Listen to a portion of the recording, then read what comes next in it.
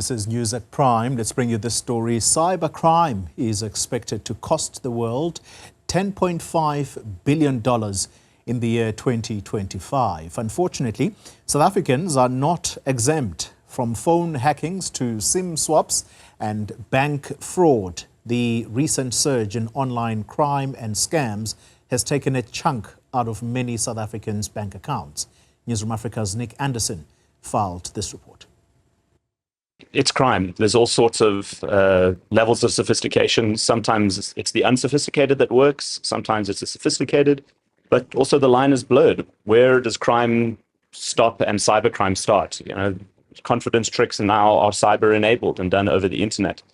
Does that make it cybercrime, or is it just crime? Over 3,300 cybercrimes take place weekly around the world, with banks, government entities, and everyday citizens among those targeted. Over the 2024 festive season in this January, there was a surge in cell phone-related cybercrimes reported. For many South Africans, that meant something like receiving a WhatsApp from a friend or colleague's number asking to borrow money. The problem? Criminals had performed a SIM swap to get control of their WhatsApp and SMSs. If you send money, it ends up straight in the criminal's bank account. As cybersecurity expert Dominic White explains, this level of cybercrime is the threat facing South Africans most often. The most common cybercrime that I think we all experience and our friends and family experience, it's not that sophisticated. It's en masse, and it's not even that targeted. So snatch a phone if you can, and then see, can you trick somebody into giving the PIN number for it so that you can get access to the bank account and drain it.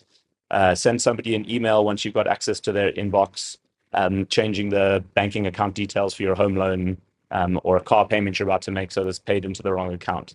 A lot of that stuff's not particularly sophisticated, but it is sort of productionized, and it's being run by criminal syndicates who see this as a valuable source of income. So if it's so common, why are authorities having such a problem putting a stop to it? And why is it so easy to get control over someone's cell phone? According to White, aside from local police capacity, there are international issues at play too. So the difficulty with this crime is if you have your cell phone stolen and money stolen, you can go and report that to a police station. But that needs to be rolled up into a bunch of attributed cases that belong to a particular criminal syndicate for there to be a big mass action targeting that syndicate. So you have to attribute all of these individual losses up there, which is dogged police work. It's collaboration with international law enforcement partners to go after these big syndicates that are operating these productionized networks. And I don't think any country is prepared to go after a syndicate operating borderless crimes globally. You know, are you arresting people in South Africa who are targeting South Africans, or are you arresting people in South Africa who are conducting attacks all over the world? So if the authorities can't put over cyber criminals in jail, what steps can South Africans take to greatly reduce their chances of falling victim? Call your cellular network provider and request that they turn off the ability for your number to be SIM swapped over the phone. This means that criminals can't call in and pretend to be you, and a swap can only be done in-store when you present your ID.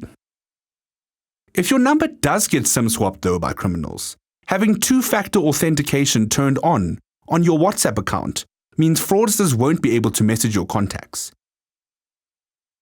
This is the case even if they have access to your SMS one-time passwords. Be sure to turn this on immediately and create your own PIN. For Newzroom Afrika on Channel 405, I'm Andersen in Johannesburg.